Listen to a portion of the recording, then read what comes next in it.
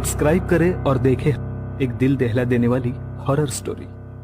बिना घबराए bell icon press करना ना भूलें। यह कहानी एक भयानक जंगल की है जो मैंने उनके घर वालों से सुनी है, जिसके साथ यह घटना हुई है। माधोपुर से लेकर श्योपुर तक फैले इस जंगल में न जाने कितने भयानक जानवर और भूत आत्माएं रहती हैं। इस बार मैं श्योपुर रक्षाबंधन पर दीदी का यहाँ पर गया था। वहाँ के लोग उस जंगल के बारे में बताते रहते हैं कि इस जंगल में आत्माएं भूत प्रेत रहते हैं। तो मुझे तो वैसे भी भूत प्रेतों पर विश्वास है, शायद आप लोगों को भी हो। तो मैं 15 अगस्त को अपने जीजा जी के कॉलेज गया था। वहाँ के लोग उन्हें आचार्य जी कहते थे। 15 अगस्त का प्रोग्राम खत्म होते ही हम लोग जाने ही वाले थे कि वहाँ के पड़ोसी ने उन्हें घर पर चाय पीने को बुलाया। तब हम लोग उनके घर चाय पीने गए। ऐसे ही बातें हो रही थी, तब उन्होंने अपनी आप बीती कहानी बताई कि अभी कुछ दिनों पहले मेरे बेटे राजीव के साथ ऐसी घटना घटी है कि आपको क्या बताएं। राजीव के पिताजी ने बताया कि एक दिन मेरी तबीयत खराब हो गई थी। तब मैंने राजीव को जंगल से बकरियों के लिए चारा लाने के लिए भेज दिया था। राजीव वैसे तो कभी कभी जंगल जाता था, पर वो हमेशा काम से जी चुराता था। पर आज उसे मजबूरी में जंगल जाना पड़ा। वो रास्ते में चलता गया, उसे कहीं भी पास में चारा नहीं मिला, क्योंकि पास के सारे पेड़ तो पहले से ही बकरियों के लिए काट चुके थे।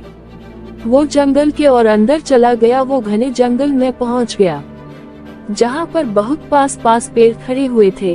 पेड़ इतने घने थे कि आसमान तो नजर ही नहीं आ रहा था। बरसात का टाइम था, अच्छी बरसात हो गई थी, तो पूरा जंगल हरा भरा हुआ था। पत्थरों पर पानी ऐसे बह रहा था जैसे साफ कोई झरना बह रहा हो।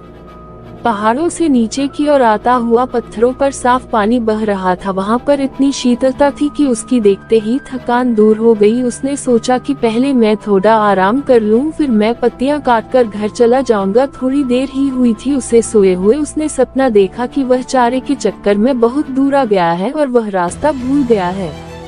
उसने सपने में देखा कि उसके सामने कोई खड़ा है। उसकी शक्ल देखते ही उसकी आंखें खुल गई और वह डर गया। अब उसे और ज्यादा डर लगने लगा। अब चारा तो काट रहा था, पर वह सपने की बात याद करके बहुत घबराया हुआ था।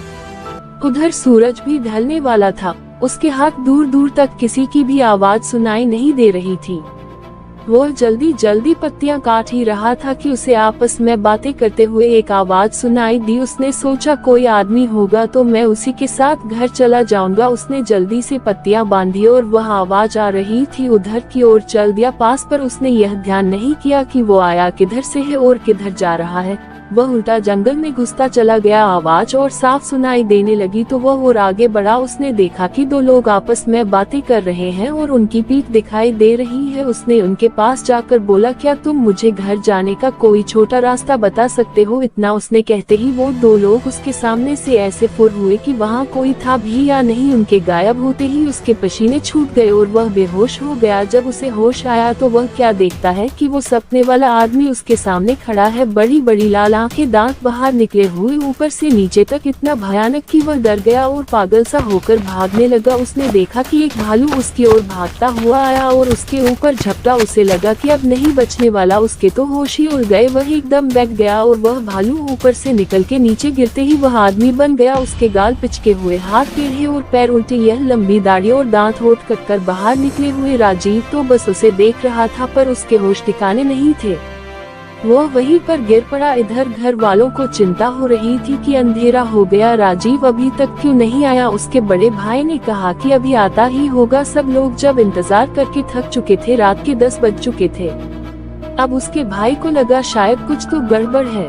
कुछ लोगों ने कहा चलो ढूंढते हैं, क्या पता इतने बड़े जंगल में कहाँ क्या हो गया होगा। सब लोग लाठी भाले टार्च लेकर उसे ढूंढने निकल पड़े। उसका भाई अपाहिज था, वह एक पैर से चलता था, इसलिए उसके पिताजी ने कहा बेटा तू यहीं रह अपनी माँ और बहन के पास, हम लोग जाते हैं, कुछ खबर होगी तो हम बताएंगे। पूरी रात जंगल में ढूंढते हुए हो गई, पर उसका कुछ नहीं पता चला। जहाँ तक वो लोग जाते थे वहाँ तक सारा जंगल छान मारा, मगर राजीव का कोई पता नहीं। सब लोगों ने कहा कि अभी घने जंगल में जाना ठीक नहीं है।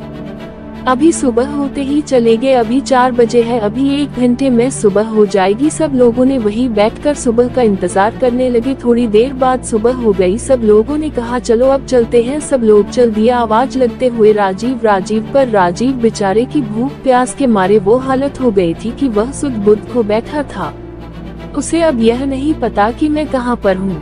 2 दिन हो गए, राजीव का कहीं पता नहीं चला। अब सब लोग परेशान थे। उधर राजीव का भाई बहुत व्याकुल था, बेचारा कुछ कर तो नहीं सकता था। वह जाकर अपने सामने खड़े हुए नीम के पेड़ के नीचे गड्ढा खोदने लगा और कहने लगा मेरा भाई आएगा, मेरा भाई आएगा, वह कहे जा रहा था। दोस्तों, उस नीम पर वह रोज सुबह दूध चढ़ाते थे। उसे अपने देवता का निवास मानते थे। इधर उसके भाई की पुकार सुन के उनके देवता निकल पड़े। उधर रात हो गई थी और राजीव को उन भूतों ने घेर रखा था। भाई वह खुद बता रहा था। भाई क्या बताऊं, उस रात की बातें याद करके मैं अभी भी डर जाता हूँ। वहाँ पर इतने भूत एक साथ मैंने क्या किसी ने सपने में भी नहीं देखे होंगे। किसी की गर्दन अलग, कोई बिना आँख कान, कोई ढांचा मेरे चारों तरफ तांडव कर रहे थे। मैं कभी जिंदगी में सोच नहीं सकता कि ऐसा दिन भी आएगा। ऐसी तरह तरह की आवाजें निकाल रहे थे। सारा जंगल उनकी आवाज से गूंज रहा था। मुझे लग रहा था कि मैं अब बचने वाला नहीं हूँ। लगता है यह लोग मुझे मार डालेंगे। मैं तो इतना डरा हुआ था कि मैं रो रहा था कि अचानक घोड़े के पैरों की आवाज आई। सब लोग एकदम शांत हो गए।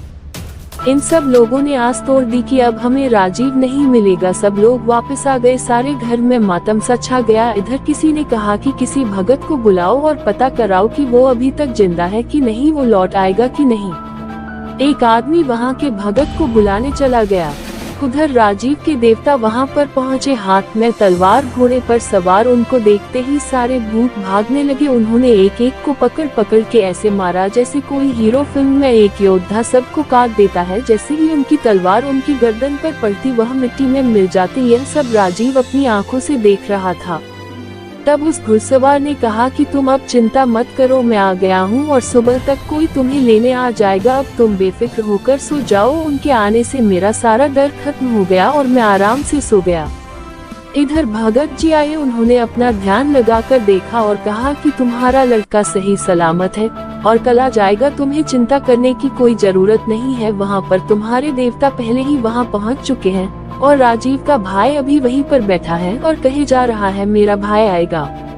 वह किसी की भी बात नहीं मान रहा है। जो भी उसे वहां से उठाने को जाता वो उसे धकेल देता था। सुबह उसकी आंख खुली तो वहां पर एक आदमी ने उसे पूछा कि तुम कहां से आए हो और कहां जाना है, मैं तुम्हें तुम्हारे घर पहुंचा देता हूं। और वह अपनी साइकिल पर बिठाकर उसे उसके घर छोड़ दिया। घर वालों को देखकर वो ऐसा रोया कि वह बेहोश हो गया। 3 दिन का भूखा प्यासा कमजोर हो गया था। फिर उसे अस्पताल से गए, वहाँ वो 2-3 दिन बाद ठीक हो गया।